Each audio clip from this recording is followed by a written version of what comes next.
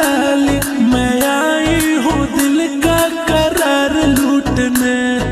घायल कर बेकार सुनो राजा रंगदार हटाओ हथियार मैं आई हूँ यूपी बिहार लूटने।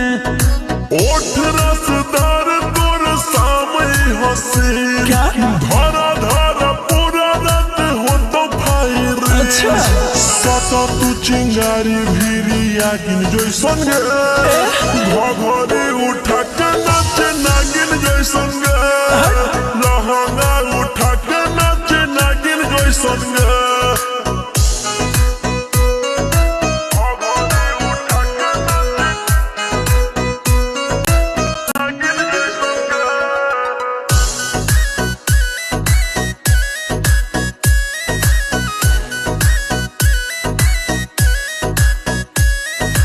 बंद खजाना से हो तो नहीं भेट रे रेट ये बाप पूरा हो बुझनी। प्यार से बोलो तो गोटी हो तो सेट रे दोसर न कोनो पाई हो बुझनी। लेके पैसा के गाड़ी दे छुएले जो नगे सब धन तोरे हो उड़ैले जो नगे। सचो आँख न देखाओ हमरा बागिन जैसन गे घघरी उठा के नाच नागिन जैसन गे लहंगा उठा के नाच नागिन जैसन गे।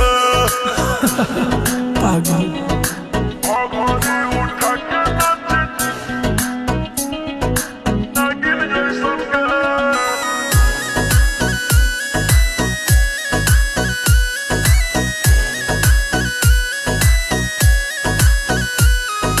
काहे के छुही बिजली के तार रे पानी जवानी के झोर जइतो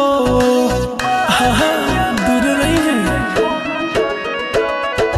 कम सिंह कमरिया होई जइतो मार रे मौसम याना के बिगड़ जइतो।